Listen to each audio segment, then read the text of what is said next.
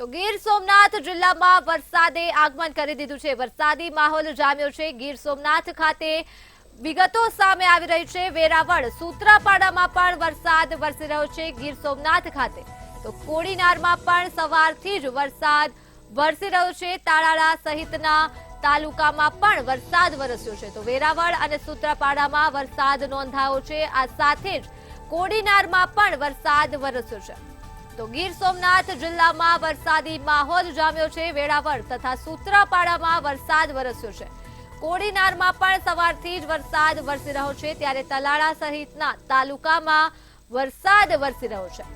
વેરાવળ તથા સૂત્રાપાડામાં વરસાદ વરસી રહ્યો છે। આ સાથે જ વિગતો મળી રહી છે ગીર સોમનાથ જિલ્લાથી વરસાદી માહોલ માટેની।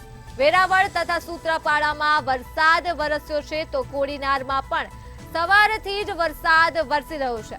તો તાલાળા સહિતના તાલુકામાં વરસાદી માહોલ જામ્યો છે। આ સાથે જ ગીર સોમનાથ ખાતે વેરાવળ અને સૂત્રાપાડામાં પણ વરસાદ વરસી રહ્યો છે। ગીર સોમનાથ જિલ્લામાં વરસાદ વરસી રહ્યો છે અને વરસાદી માહોલ જામ્યો છે। વેરાવળ તથા સૂત્રાપાડામાં વરસાદ વરસ્યો છે।